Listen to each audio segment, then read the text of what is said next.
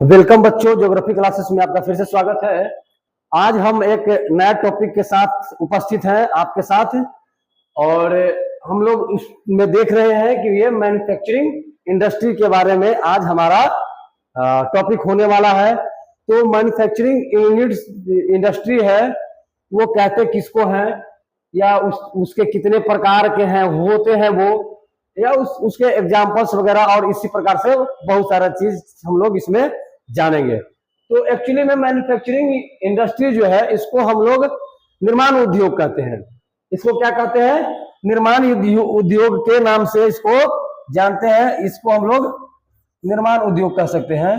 ठीक है, तो हम लोग इसी का डिफिनेशन जो है या परिभाषा जो है वो जानेंगे, उसके प्रकार जानेंगे, और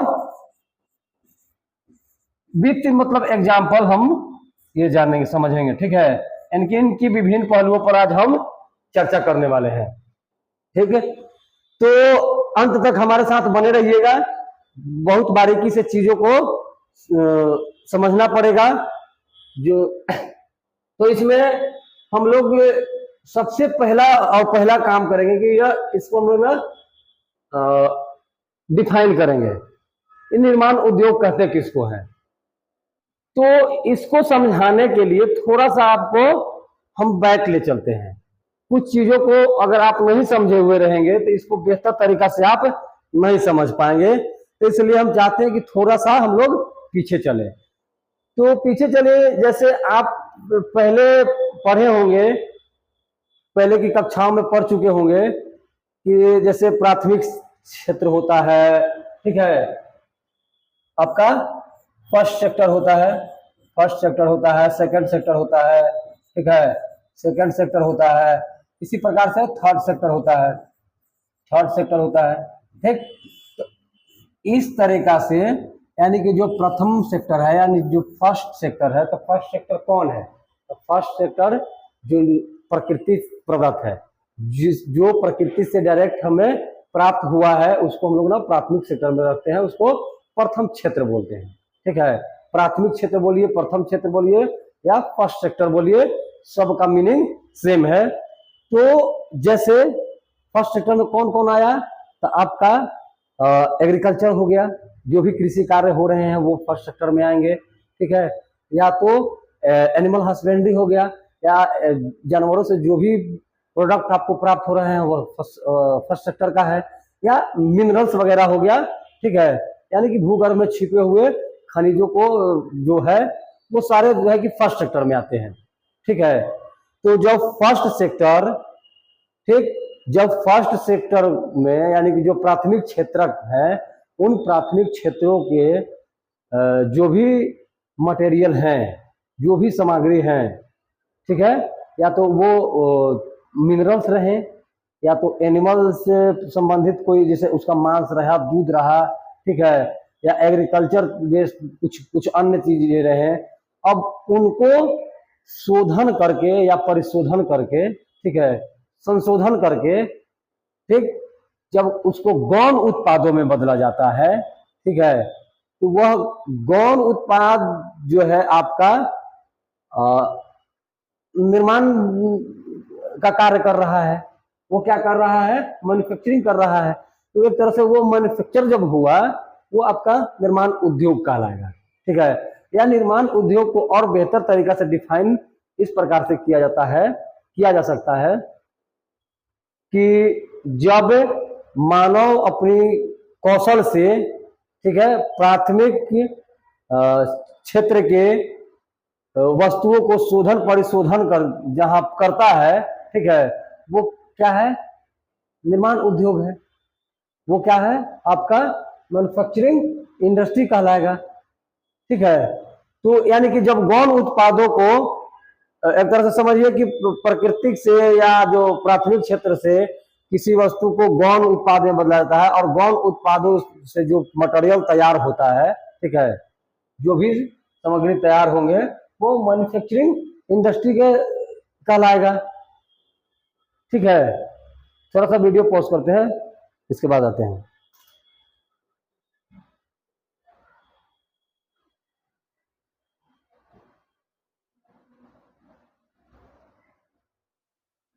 या इसको इस तरीका से भी समझा जा सकता है कि अपनी कार्य कुशलता और तकनीकी ज्ञान से, ठीक है, कि अपनी कार्य कुशलता और तकनीकी ज्ञान से मानव जब गौण उत्पादों का रूपांतरण करता है, ठीक है, रूपांतरण करता है, तो वह क्रियाशीलन जो है वह क्या कहलाएगा आपका, वह आपका कहलाएगा निर्माण उद्योग कहलाएगा, ठीक है।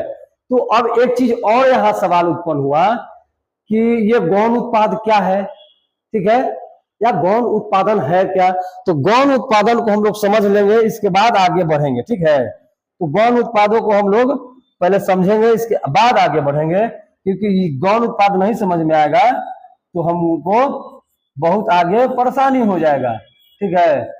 गौण उत्पादन, तो गौण उत्पादन है क्या भाई, या गौण उत्पाद क्या है, ठीक है। तो गौण उत्पाद उसको कहेंगे जो प्राथमिक के सेक्टर से, यानी कि जो फर्स्ट सेक्टर है उस फर्स्ट सेक्टर से, प्राथमिक क्षेत्र से जब उसको परिशोधन कर किया जाता है, ठीक है, परिशोधन या इट मीन्स उसमें थोड़ा सा डेवलपमेंट लाया जाता है, तो वो कहलाता है आपका गौण उत्पाद, ठीक है। क्या कहलाएगा, वो कहलाएगा गौण उत्पाद। जैसे एग्जाम्पल देंगे तो आपको समझ में आ जाएगा। जैसे एक रुई है, ठीक है, रुई का नाम सुने हैं, रुई। तो रुई से, तो रुई तो आपको कहां से प्राप्त हुआ है, प्राकृतिक से प्राप्त हुआ है। कहां से प्राप्त हुआ है, प्राकृतिक से प्राप्त हुआ है। और इस रुई का कन्वर्ट जो है, कन्वर्सन जो है, कन्वर्ट कौन में कर रहे हैं हम लोग, ठीक है, रुई से कपड़ा बना, ठीक है, कपड़ा बना, ठीक। तो यह जो भी इसमें क्रिया लगा, ठीक है, ठीक है, जो भी इसमें क्रिया करना पड़ा, ठीक, तो रुई से कपड़ा बनाया गया, इसमें जो क्रियाएं की गई, ठीक है, ये कहलाएगा आपका गौण उत्पाद। का कपड़ा यहाँ कौन सा उत्पाद हो गया, गौण उत्पाद हो गया। इसी प्रकार से जैसे हम लोग कुछ और चीजों को समझने का प्रयास करेंगे, एक अन्न लेते हैं हम लोग, कुछ और भी लीजिए, अन्न में क्या लिया जा सकता है, अपने इच्छा अनुसार ले सकते हैं, ठीक है। जैसे हम यहाँ पर एक और एग्जाम्पल की बात करते हैं, तो जैसे लौ अयस्क लीजिए, ठीक है, लौ अयस्क लीजिए। तो लौ अयस्क है, क्या है, यह है भैया लौ अयस्क, ठीक है, अयस्क।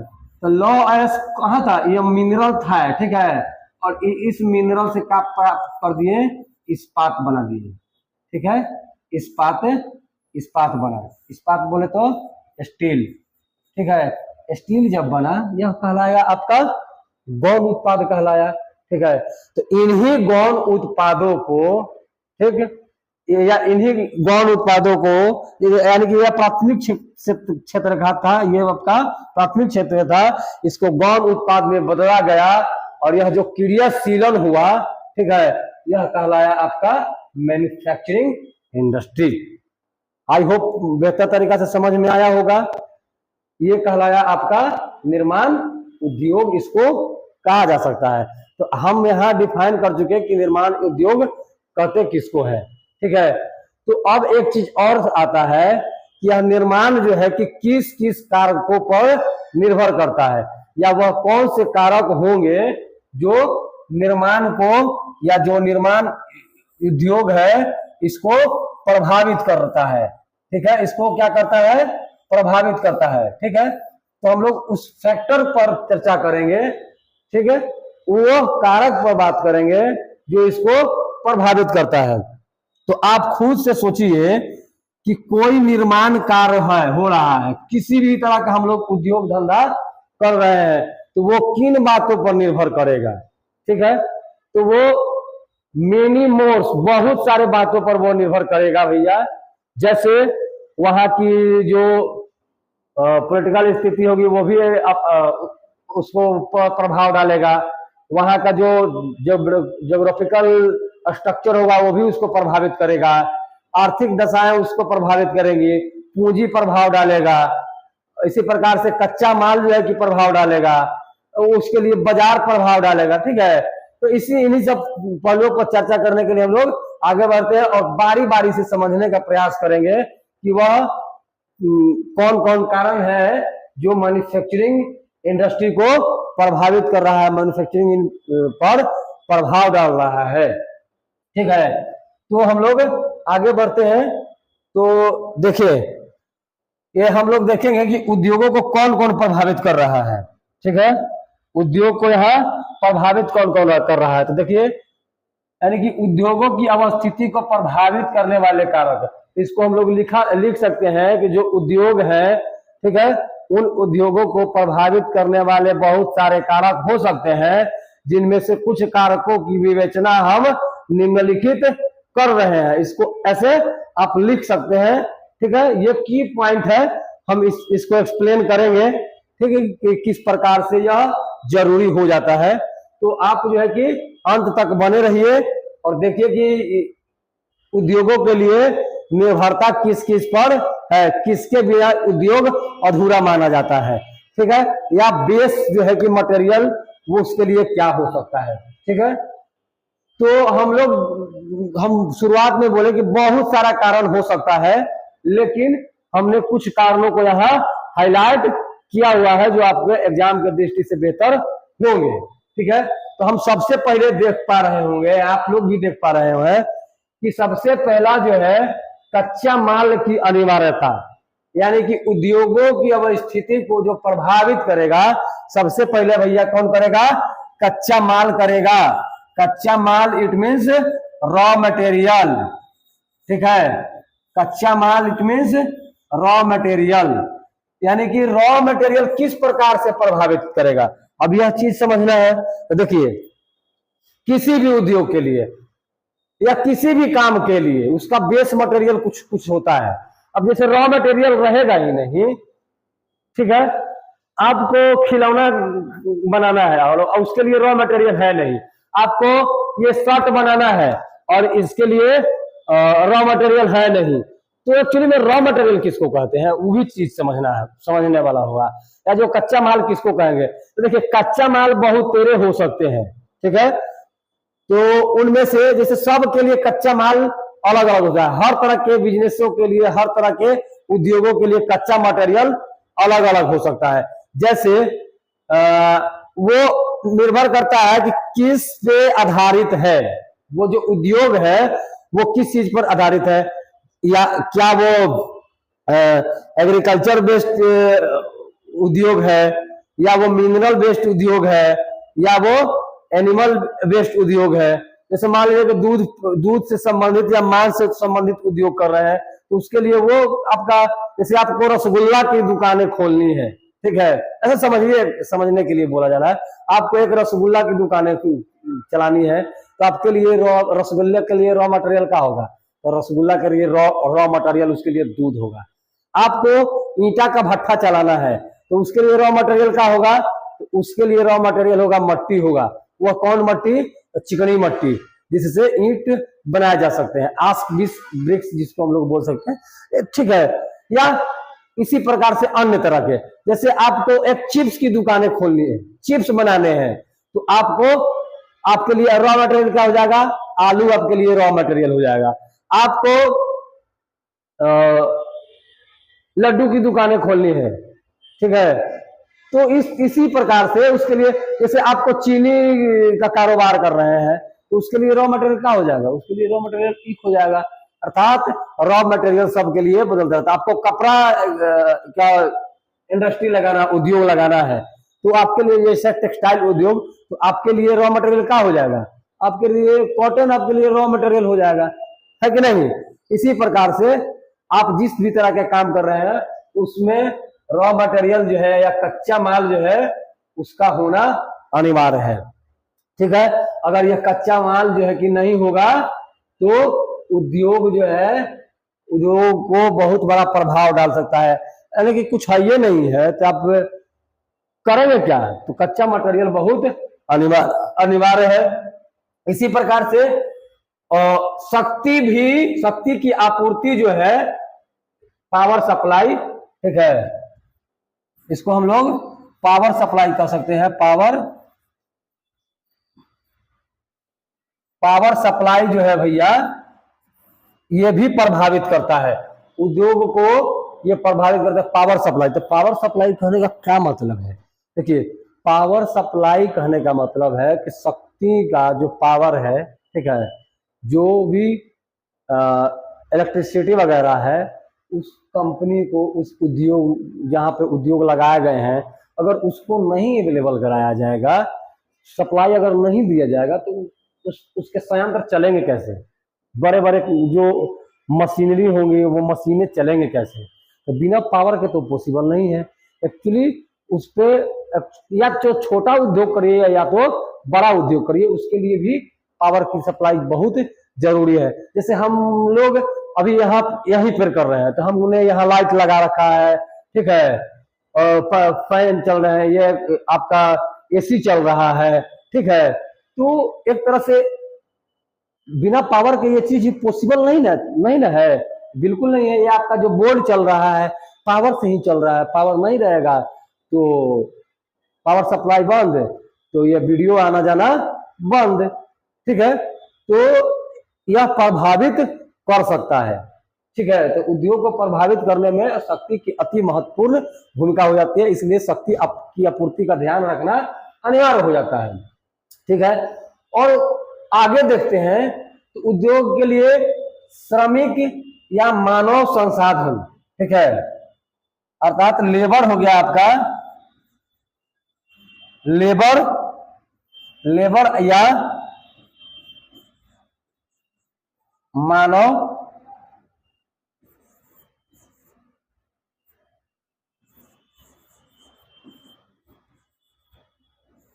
मानव संसाधन, ये भी जरूरी है। देखिए, किसी भी तरह के उद्योग धंधे में मानव की जरूरत पड़ती है, यानी कि लेबर की जरूरत पड़ेगी, श्रमिकों की जरूरत पड़ेगी ही पड़ेगी। इसमें कोई किंतु परंतु नहीं है। किसी भी तरह के कार्य को अंजाम देने के लिए मनुष्यों की जरूरत है, ठीक है। तो क्योंकि जब एक आप उद्योग लगाए हैं तो कोई भी, जैसे आप मैन्युफैक्चरिंग कर रहे हैं, जैसे आप कपड़ा ही कर रहे हैं, ठीक है, तो कपड़ा जो है कि आपका टेक्सटाइल का कंपनी है और आप जो है कि वहां पे बिना मैन पावर के कैसे हो पाएगा? पॉसिबल नहीं है। उसका पैकिंग करना है, उसका रख रखाव करना है, जैसे मानो वहां बन रहा है, जिस यूनिट से दूसरे जगह ट्रांसफर करना है, फिर उसको लोड करना है, अनलोड करना है, दुनिया के तमाम देशों में भेजना है या वहां से लाना है। इस प्रकार के अनेक भिन्न भिन्न कार्यों को अंजाम देने के लिए श्रमिकों की आवश्यकता पड़ती है। अब वो कौन से श्रमिक की बात नहीं है, श्रमिक होता है, वो काम पर डिपेंड करता है कि आपके जो उद्योग है वो किस कैटेगरी के उद्योग हैं, ठीक है। तो क्या तो किसी भी प्रकार के उद्योग कीजिए, श्रमिकों की आवश्यकता पड़ेगा, ठीक है। और एक चीज इसमें ध्यान देने योग्य बातें हैं कि जब भी उद्योग लगाए जाते हैं किसी भी प्रकार से, तो उन उद्योगों को चलाने के लिए सस्ता श्रमिक की आवश्यकता पड़ती है। यहाँ सस्ता जो है कि लिखा जा सकता है सस्ता श्रमिक, ठीक है, क्योंकि सस्ता श्रमिक से बेनिफिट होगा कंपनी को, ठीक है, जो उद्योग लगाया गया है उसको बेनिफिट होने वाला है।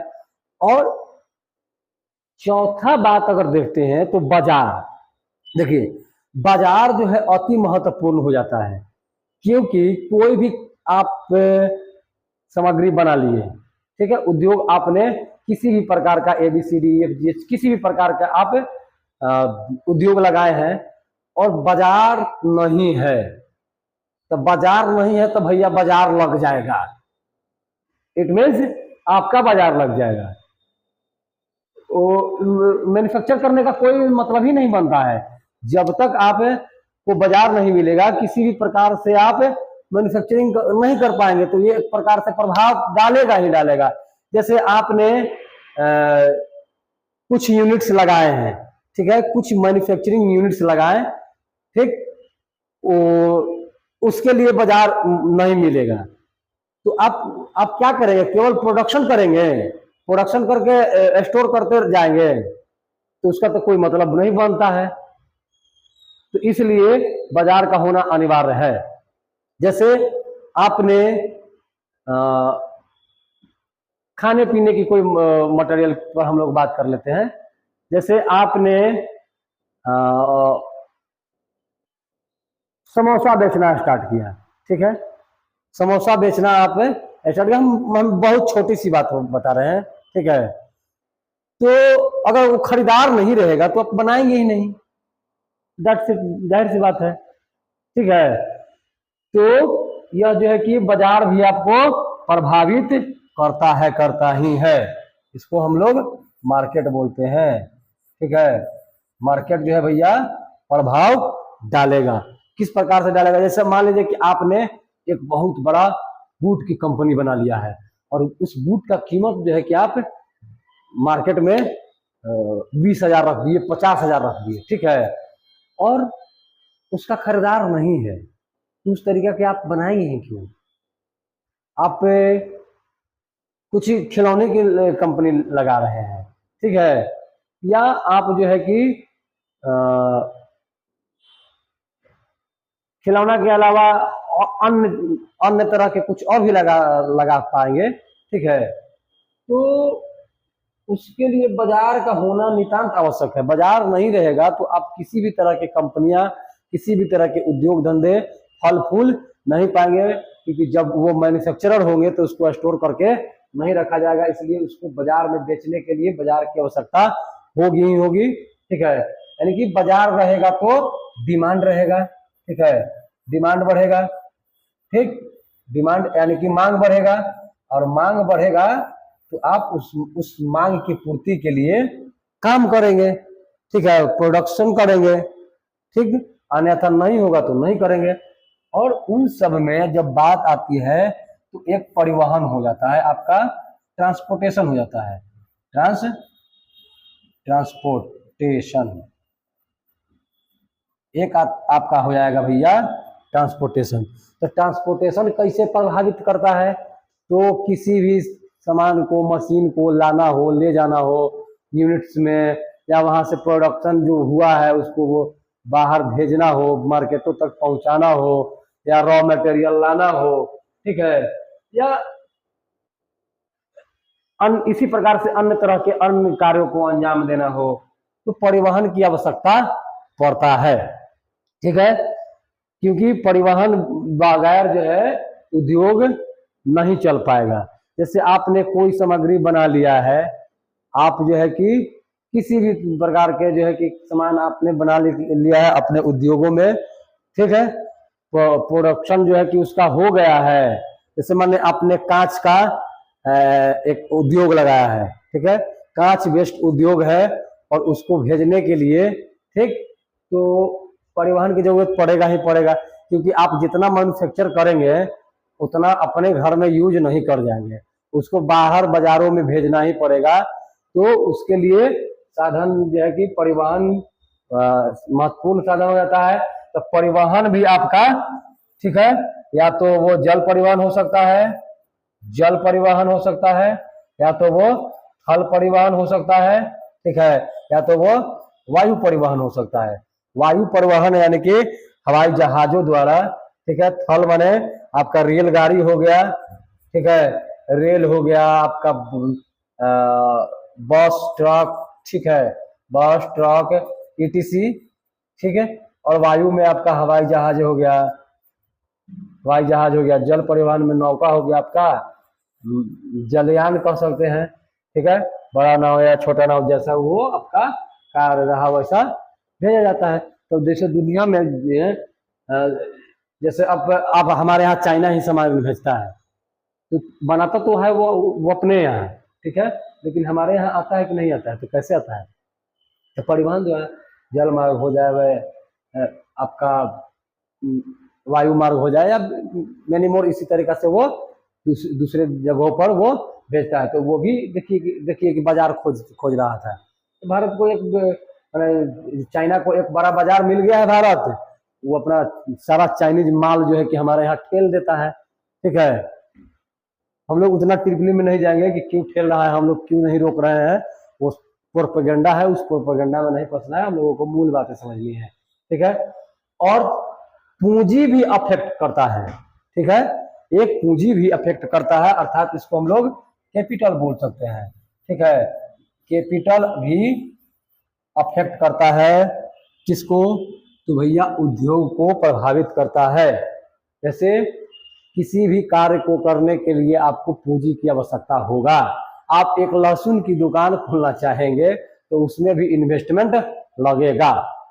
तो उद्योग धंधा भी आप करेंगे तो पूंजी की आवश्यकता पड़ेगी ही पड़ेगी, चाहे तो उसके लिए रॉ मटेरियल खरीदना हो या श्रमिकों का मानदेय देना हो, ठीक है, या शक्ति की जो आपूर्ति आप कर रहे हैं, जो बिजली ले रहे हैं तो फ्री में तो कोई बिजली आपको देने वाला नहीं है, तो वो बिजली के लिए भी आप दे रहे हैं, परिवहन के लिए जो है कि उसके लिए भी पे करेंगे। तो एक प्रकार से आपको पूंजी भी प्रभावित करता है, यानी कि पूंजी आपके पास नहीं रहेगा तो आप दुनिया के कोनो उद्योग नहीं कर पाएंगे, इतना निश्चिंत रहिए, ठीक है। तो पूंजी की आवश्यकता भी आपको पड़ेगा ही पड़ेगा, चाहे वो पूंजी कैसे भी आप लेके आइए, ठीक है।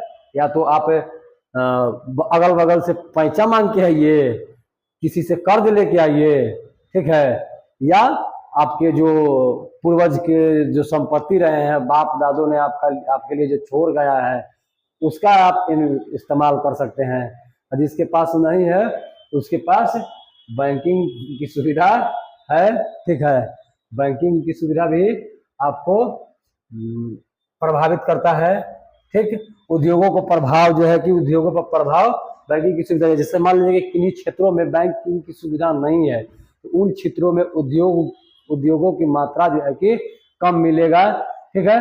और जहां बैंकिंग की सुविधा, बैंकिंग फैसिलिटी जो है कि बेहतर हो चुका है, वहां पर जो है आपको थोड़े ज्यादा मिलेंगे, ठीक है। तो यह भी प्रभावित करता है। किस प्रकार से करता है आप समझ रहे होंगे, ठीक है, किस प्रकार से करता है आप समझ पा रहे होंगे, हमें लग रहा है कि आपको समझ में आ रहा होगा, ठीक है। तो इस तरह से हमने देखा कि बैंकिंग की सुविधा भी प्रभाव डालता है, क्योंकि लोन वगैरह लेने में थोड़ा आसानी हो जाता है, जल्दी मिल पाता है, और इसलिए यानी कि जो उद्योग है वह विकसित मतलब थोड़ा सा फास्ट होता है, फास्ट ग्रो होने लगता है। फिर है आपका औद्योगिक नीति। देखिए, तो औद्योगिक नीति पर हम लोग बहुत बड़ा डिबेट करने वाले हैं, बड़ा नहीं छोटा ही चलेगा। देखिए, औद्योगिक नीति क्या है, ठीक। तो औद्योगिक नीति हम लोग उसको कहेंगे, ठीक, यानी कि उद्योगों धंधा के लिए एक नीति आती है। सरकार, हर देश की सरकारें जो है कि औद्योगिक नीति लागू करती है, ठीक है। इंडस्ट्रियल पॉलिसी इसको कह सकते हैं। क्या कहेंगे इसको? इसको कहा जा सकता है इंडस्ट्रियल पॉलिसी। इंडस्ट्रियल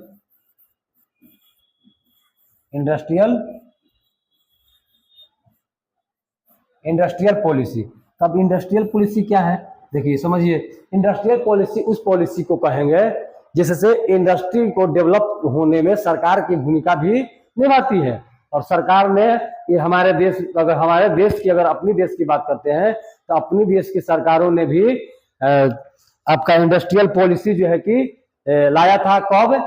आपको बता देते हैं कि 1947 में तो अपना देश आजाद हुआ था, और एक साल बाद यानी कि 48 में भारत सरकार ने, ठीक है, औद्योगिक नीति लागू की थी, ठीक है। भारत सरकार 1948 में 1948 में यह नीति लागू की, और इसके तहत जैसे इसमें यह चीजें शामिल रहती हैं कि किस तरीका से उद्योगों को बढ़ावा देना है, इंडस्ट्रियलाइजेशन पर, औद्योगिकरण पर किस प्रकार से जोर देना है, उद्योगों के ओर जो है कि अपने देश के अर्थव्यवस्था को ले जाना है। तो इन सब विभिन्न पहलुओं पर सरकारें जो है कि कुछ नीतियां लाती हैं। उन नीतियों का एक तरह से बेनिफिट होता ही है। तो शुरुआत में हमारे देश में औद्योगिक नीति जो है कि 1948 में आई थी, जिसके तहत हमने देखा कि भिलाई और जो दुर्गापुर है, ठीक है, वहां पे सरकारों ने इस नीति के तहत बड़े औद्योगिक कंपनी का स्थापना भी किया है, जो आज भी चल रहा है। वो पंचवर्षीय योजना की देन है। वो पंचवर्षीय योजना में उसको इंक्लूड किया गया था। तो 60 के दशक के आसपास जो है वहां पर सोवियत संघ की सहायता से कंपनियां भी बनाई गई थी। तो यह भी प्रभावित करता है। जैसे मान लीजिए कि इंडस्ट्रियल पॉलिसी जो है आपका आया है, औद्योगिक नीति आया है, औद्योगिक नीति में कुछ चीजों को लेकर के ऐसा सख्त रुख, कड़ा रुख अपनाया जाएगा, तो जाहिर सी बात है कि इसको प्रभावित कर देगा। सरकार ने सख्त राय दे दिया कि आपको वो कुछ मतलब उसमें बताया कि इंडस्ट्री जो भी लगा रहा है, औद्योगिक कल कारखाने खोले जा रहे हैं, उन लोगों को एक बहुत बड़ा कैपिटल जो है कि सरकार को जी में देना पड़ेगा। 5 अरब रुपया सरकार को जो देगा तब है वो उद्योग स्थापित कर सकता है। तो उस नीति के तहत कह दिया गया। तो क्या देश में उद्योग लग सकते हैं? बिल्कुल नहीं लगेंगे। तो इस प्रकार से वो प्रभावित करेगा कि नहीं करेगा? एकदम बिल्कुल प्रभावित करेगा। उसी प्रकार से कुछ ऐतिहासिक कारक भी होते हैं, ठीक है। तो ऐतिहासिक कारक क्या? यानी कि कुछ कोई क्षेत्रों का माने पूर्व में ऐसा इतिहास रहा हो, पूर्व में ऐसा इतिहास रहा हो कि नहीं फलाने जगह से फलाने कार्य को किया जाता था, इसलिए वहां पर उद्योग स्थापित कर सकते हैं, ठीक है। तो वो भी एक तरह से प्रभाव डाल रहा है, प्रभावित किया, ठीक है। तो जैसे मान लीजिए कि गुजरात में और महाराष्ट्र साइड में जो कॉटन के जो काम है, सूती कपड़ा के जो काम है, वो परंपरागत रहा है, शुरू से ट्रेडिशन में रहा है। तो वहां पर भी उस तरह के टेक्सटाइल कंपनियों का निर्माण किया गया, टेक्सटाइल कंपनियां बनाई गई। सूती कपड़े की मिलों की संख्या में लगातार गुजरात और महाराष्ट्र में बढ़ोतरी देखने के लिए मिलता है, ठीक है। तो यह पुराना ऐतिहासिक रहा है, ये भी एक कारक है जो उद्योग को प्रभावित करता है। यानी कि उद्योग को प्रभावित करने वाले अवस्थित, यानी कि जहां पर वो स्थापित होगा ना, ठीक है, तो वो कौन कारण है जो उसको प्रभाव डाल सकता है? तो प्रभावित आपका ये भी करेगा। कुछ अन्य फैक्ट्सों की बात करते हैं हम लोग, अदर फैक्ट्स की बात करते हैं। तो उसमें देखिएगा कि क्लाइमेट भी आपको प्रभाव डालता है, प्रभावित कर सकता है। आपका पॉलिटिकल सिनारियो प्रभावित कर सकता है, या मतलब नेशनल पॉलिसीज हो गए, वो भी आपको क्या करते हैं, उद्योगों को प्रभावित करेगा। या सस्ता भूमि भी मायने रखता है। किसी भी जगह पर उद्योग लगने के लिए सस्ता भूमि होना अनिवार्य है। वो इसलिए अनिवार्य है क्योंकि आप खुद से सोचिए ना कि महंगा अगर जमीन मिलेगा 1 करोड़ रुपए कट्ठा, तो उस 1 करोड़ रुपए कट्ठा को लेकर के 50 बीघा जमीन लिया जाए, 20 बीघा जमीन लिया जाए, 10 बीघा जमीन लेकर के, क्या उन क्षेत्रों पर, ठीक है, यानी कि एक बीघा लेने में आपको 20 करोड़ रुपया जाएगा। तो उस हिसाब से आप कैलकुलेशन कर लीजिए, ठीक है। 400 करोड़ 500 करोड़ रुपया देख के अगर केवल और केवल जमीन लिया जाए और उस पर उद्योग स्थापित किए जाए तो कितना महंगा पड़ेगा? जितना के बउआ ने उतना के झुनझुना, वही हिसाब हो जाएगा। तो इसलिए सस्ता जो है जमीन जो है की भी प्रभावित करता है, ठीक है। तो ये रहे हैं उद्योगों को प्रभावित करने वाले कारक। और हम लोग आगे जब जाएंगे तो क्या पढ़ेंगे? हम लोग पढ़ेंगे, हमने डिफिनेशन पढ़ लिया, ठीक है, हमने उसको प्रभावी अफेक्ट करने वाले, ठीक है, अफेक्ट करने वाले हमने कॉजेज देख लिए, ठीक है। अब हम लोग उसके टाइप्स देखेंगे, ठीक है, उसके हम लोग टाइप्स देखेंगे। तो टाइप्स देखने के लिए हमारे साथ बने रहिए। मिलते हैं नेक्स्ट क्लास में। शुक्रिया, जय हिंद, थैंक यू।